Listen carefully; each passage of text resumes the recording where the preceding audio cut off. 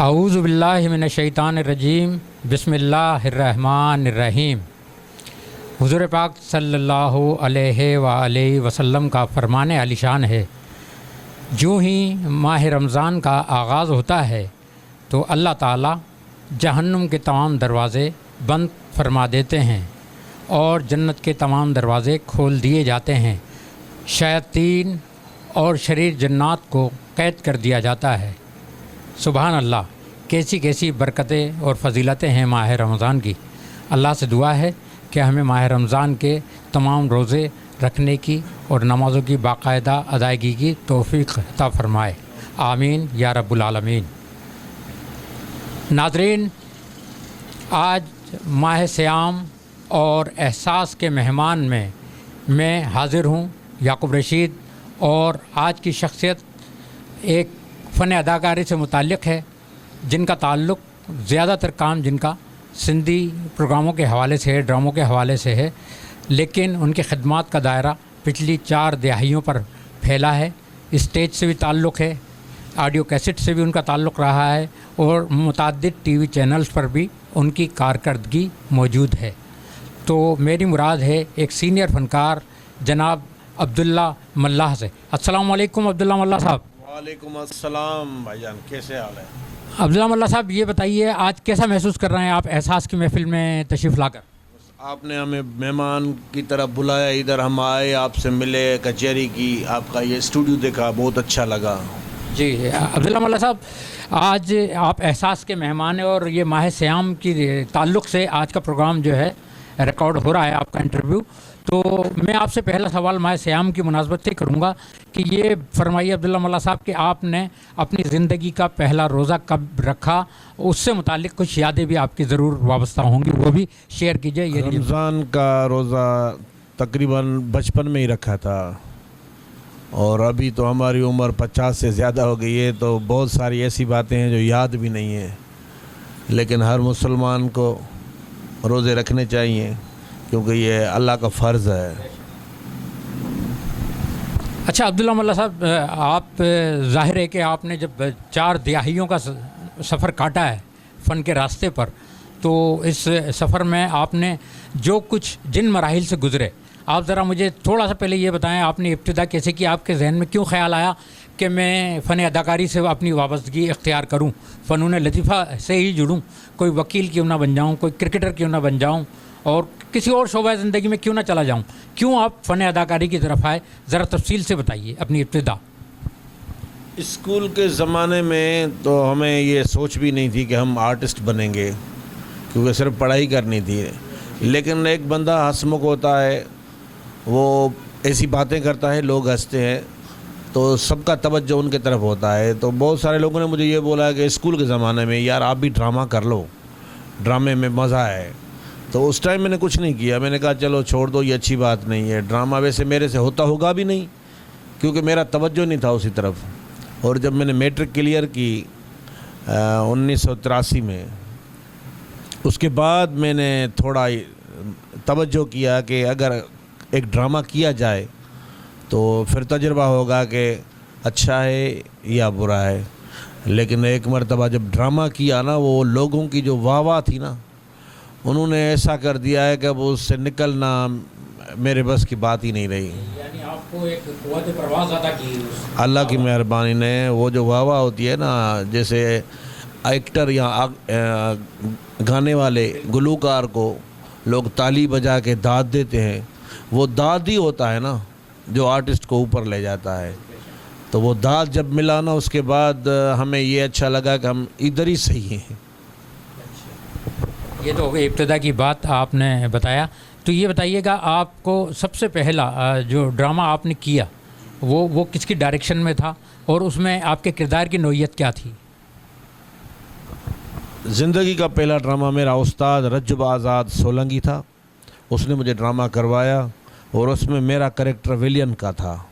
میں نے زندگی میں پہلا کریکٹر ویلین کا کیا، اور اللہ کی مہربانی سے ایسا کیا کہ ایک بچے کو میں مار رہا تھا، اور وہ جب ادھر اسٹیج پہ مر گیا، یعنی اس کی پرفارمنس اتنی اچھی تھی کہ ہاں، تو وہ پبلک میں جو بیٹھے لوگ تھے نا، اس نے سمجھا یہ سچ پچ اس کو مار دیا ہے۔ تو وہ نیچے سے مجھے گالیاں دیتے تھے. اور یہ استاد نے مجھے بولا کہ یہ اصل داد ہوتی ہے کہ آرٹسٹ جب کریکٹر میں ذم ہو جاتا ہے نا پھر حقیقت کا گمان ہو جاتا ہے, پھر ہوتی ہے واہ اصل. تو اس کے بعد میں نے سوچا یار یہ میں پرفارمس کر رہا ہوں, یہ لوگ بدتمیزی کر رہے ہیں, تو اس کو چھوڑو, ولین چھوڑ دو. میں نے پھر کامیڈی کی طرف رجوع کر لیا, اور اس کے بعد جب ہم کامیڈی کرتے تھے تو لوگ ہنستے تھے, خوش ہوتے تھے, تو وہ خوش ہوتے تھے, ہم خوش ہو جاتے تھے. بس یہ سلسلہ یہ وہیں سے شروع ہوا.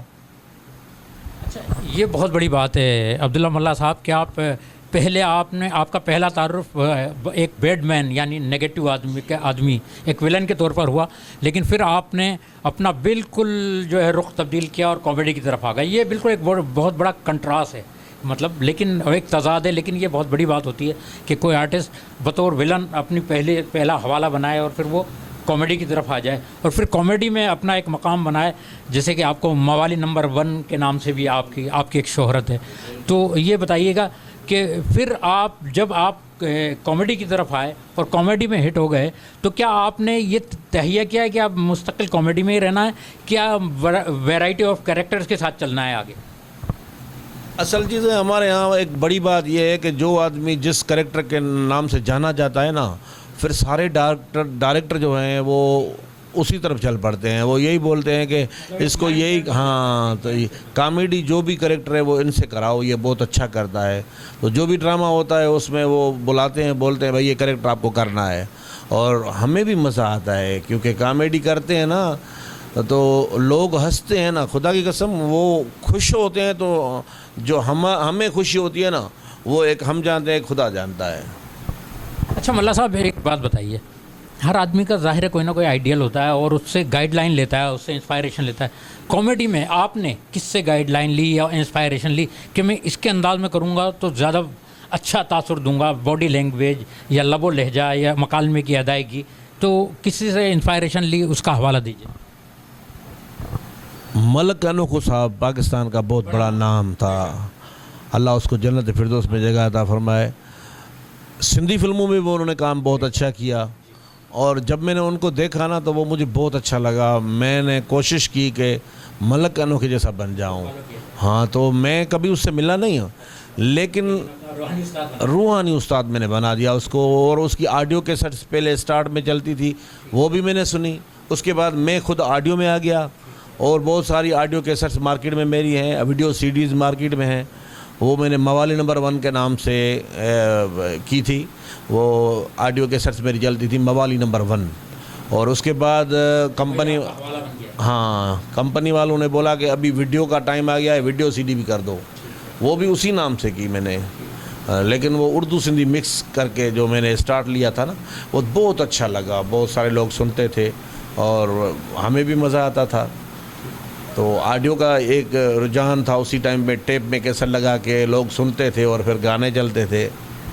اچھا یہ بتائیے گا, جب آپ نے آڈیو کیسٹ کیا تو اس کی جو رائلٹی وغیرہ ملا کرتی تھی آپ کو؟ جی ہاں, بالکل ملا کرتی تھی, بالکل ملا کرتی تھی. اچھا ملا صاحب, یہ بتائیے گا آپ آڈیو کی طرف بھی آئے, اسٹیج کی طرف بھی, پھر آپ جب ٹی وی کی طرف کس طرح جانا ہوا, یہ ذرا اس سے متعلق بتائیے گا.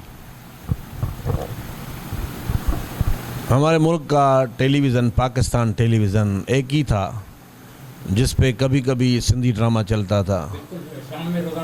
ہاں, آدھا گھنٹہ ہوتا تھا اور سب دیکھتے تھے, پوری سندھ دیکھتی تھی, اور بہت اچھے طریقے سے وہ پرفارمس کرتے تھے. تو ان کو دیکھ کے بھی بہت سارے آرٹسٹ پیدا ہوئے ہیں. لیکن پی ٹی وی پہ ایسے جانا مشکل تھا, ایسے بندہ نہیں جا سکتا تھا. بہت سارے آرٹسٹ گئے اور باہر کھڑے ہو کے پھر واپس چلے آئے, ناکام ہو گئے واپس. اور جن کو موقع ملا انہوں نے اپنا نام کمایا, باقاعدہ کمایا بالکل. تو ہم سوچتے تھے کہ ہم جائیں گے اور پتہ نہیں وہ ہمیں آنے بھی دے یا نہ آنے دے, تو اسی لیے ہم نہیں جا رہے تھے. کہ ہم نے اپنی دنیا بنا لی تھی. ایک تو آڈیو کیسٹس, اسٹیج ڈرامے, اسٹیج شوز, وہ تو ہم کرتے تھے نا. تو لوگوں میں ہم رہتے تھے, لوگ ہم سے محبت کرتے تھے. اگر پی ٹی وی نہیں ہوئی تو کوئی بات نہیں, ان کو اگر ضرورت پڑے گی تو وہ ہمیں بلا لیں گے, لیکن وہ بھی نہیں بلا رہے اتنا. اچانک سندھی چینل آ گیا, ایک پرائیویٹ چینل سندھی آ گیا. پھر ہم نے کوشش کی وہاں پہ، اور پھر جو کوشش کی تو پھر اس کے بعد تو ہم چینل کے ہو گئے اور چینل ہمارا ہو گیا. اس کے بعد آہستہ آہستہ دوسرے چینل آ گئے. ابھی اللہ کی مہربانی سے 5 سندھی چینل بھی ہیں، سب پہ میں نے کام کیا ہے اور بہت سارے ڈرامے دیے ہیں. میں نے ڈائریکشن کی ہے، خود ڈرامے بنائے ہیں، اور ابھی تو وہ سلسلہ چل رہا ہے نا. تو ہم اداکاری کی دنیا میں تھے تو بہت اچھا لگتا تھا. کسی دوست نے مجھے بولا کہ مارجن نہیں ہے اداکاری کا، آپ ڈائریکشن میں آ جاؤ.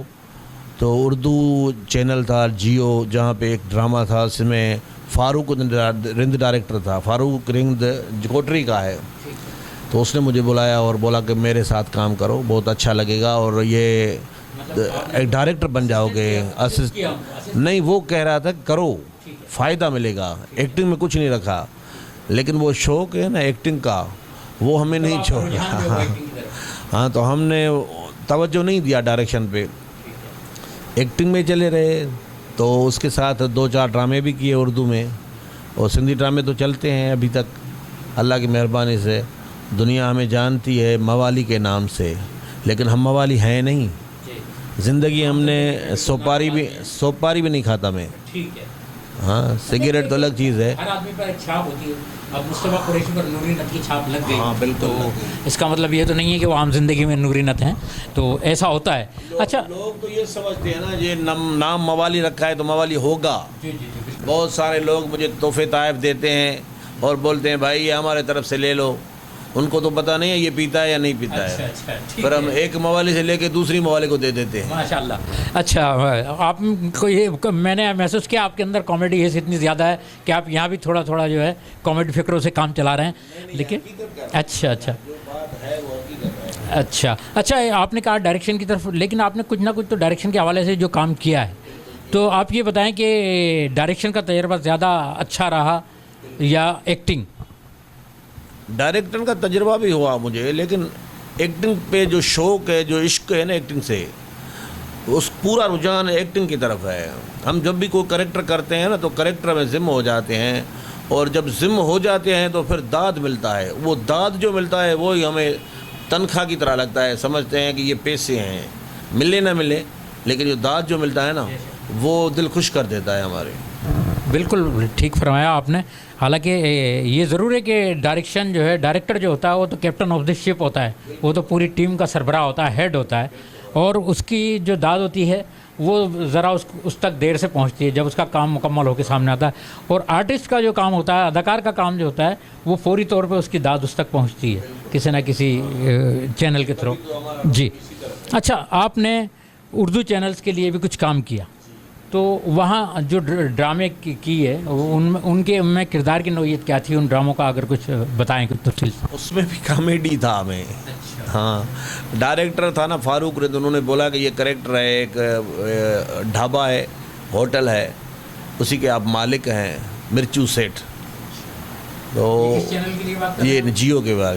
ہاں، تو میں نے وہ کریکٹر کیا. تو وہ جو رائٹر لڑکی تھی، لکھتی تھی نا، وہ کامیڈی نہیں لکھتی تھی، وہ سارا ڈرامہ لکھتی تھی لیکن کامیڈی نہیں لکھتی تھی. تو ڈائریکٹر نے مجھے بولا کہ آپ کو بولنا ہے، ہاں بس ادھر لکھ دیتے تھے یہاں کامیڈی سین ہے ہوٹل کا.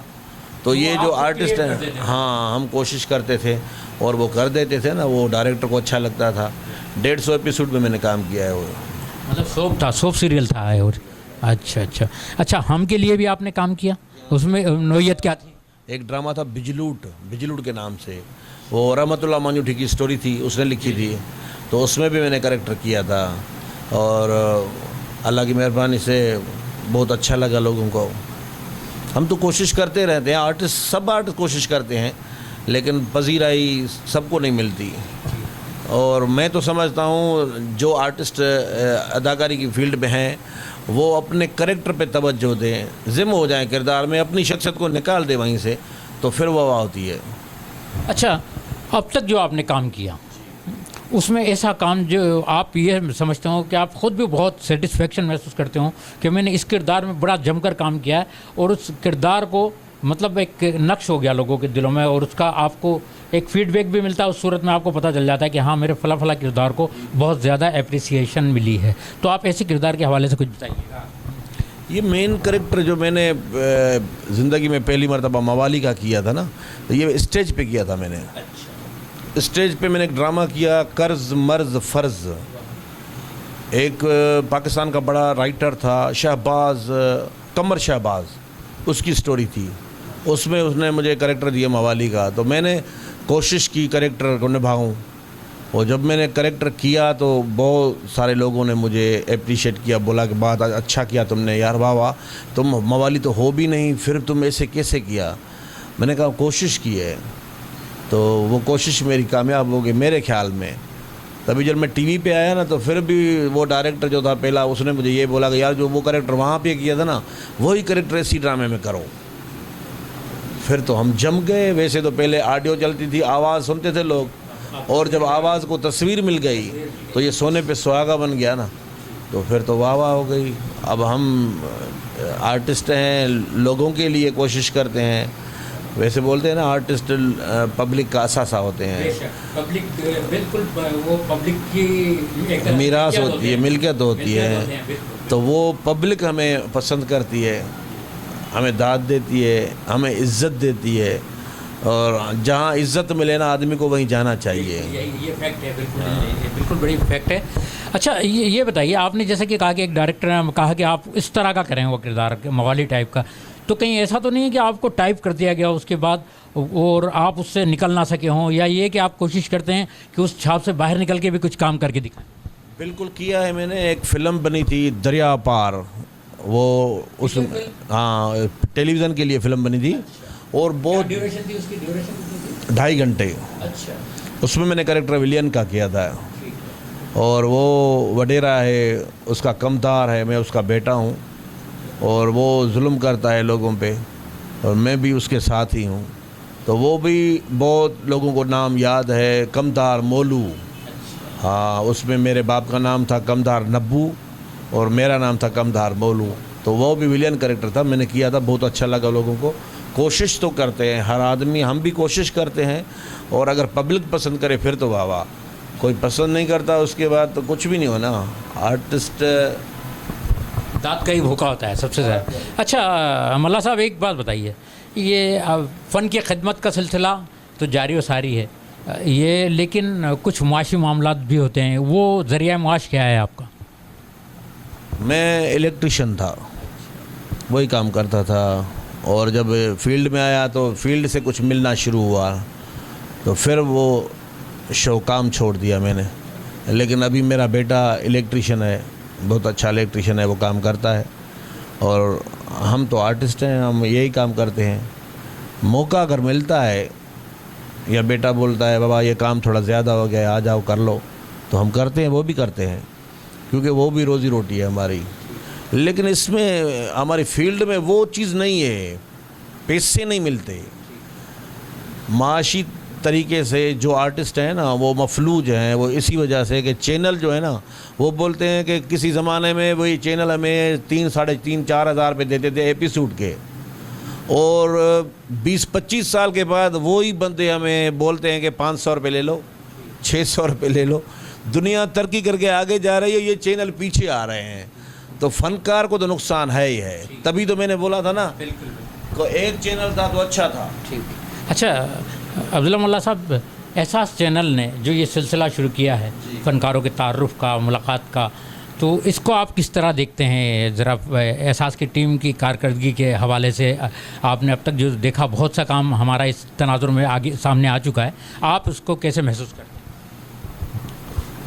ہمیں تو خوشی ہو رہی ہے کہ وہ چینل اور یہ چینل، یہ تو ویب چینل ہے نا، بہت سارے چینل ویب کھل گئے ہیں، سب کام کر رہے ہیں، لیکن ان کو مل تو کچھ بھی نہیں رہا.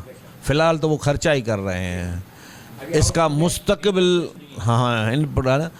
مستقبل سمجھ میں نہیں آ رہا پاکستان میں ویب چینل کا، اور کب تک چلتے ہیں. لیکن احساس جو یہ کام کر رہا ہے فنکاروں کے تعارف کا، میں یہ چاہ رہا ہوں کہ اس کے حوالے سے بات کیجیے کہ آپ اس کو کس طرح محسوس کرتے ہیں؟ فنکار ویسے غریب ہیں، سارے فنکار سب غریب ہیں. پاکستان میں بڑی بات یہی ہے کہ فنکار جو بھی ہے نا، آرٹسٹ سب غریب ہیں، اور ان کو پذیرائی نہیں ملتی. اور یہ آپ چینل کھول کے کسی آرٹسٹ کو بلا کے بٹھا کے اس کا انٹرویو کرتے ہیں، اس کو پذیرائی دیتے ہیں، اس کو دنیا میں متعارف کراتے ہیں، لوگ دیکھتے ہیں، اس کی باتیں سنتے ہیں، تو یہ تو ہر آدمی کو اچھا لگتا ہے۔ ہمیں بھی بہت اچھا لگا ہے کہ آپ نے ہمیں بلایا، اور آپ کا یہ چینل جو ہے احساس نیوز، اس پہ میں مہمان ہو کے ادھر بیٹھا ہوں اور آپ سے باتیں کر رہا ہوں، اور لوگ انشاءاللہ تعالی ہمیں دیکھیں گے، اور یہ خوشی کی بات ہے۔ ٹھیک ہے، اچھا عبداللہ ملا صاحب، چلتے چلتے آپ سے آخری سوال یہ کہ ہمارے جو ناظرین ہیں ان کو آپ کوئی اچھا سا پیغام دینا چاہیں۔ میں پیغام یہی دیتا ہوں، محبت زندہ آباد، پیار کرو، پیار سے جیو، زندگی کچھ بھی نہیں ہے، بالکل یہی ہے۔ بہت شکریہ عبداللہ ملا صاحب، آج آپ سے بات کر کے بہت خوشی محسوس ہوئی۔ یہ تھے وادی مہران کے مشہور و معروف فنکار عبداللہ ملا صاحب، جن کی خدمات کا دائرہ 4 دہائیوں پر پھیلا ہوا ہے، اور آج وہ احساس کے مہمان تھے۔ انہوں نے مفصل انداز میں اپنے حالات زندگی بھی بیان کیے، ان کے تجربات بھی ہم نے شیئر کیے آپ سے۔ تو کل پھر کسی شخصیت کے ساتھ حاضر ہوں گے، لیکن چلتے چلتے ایک آپ سے ریکویسٹ کہ احساس ٹی وی کو سبسکرائب کیجئے، لائک کیجئے اور اپنی رائے کا اظہار کیجئے۔ اجازت دیجئے یعقوب رشید کو، خدا حافظ۔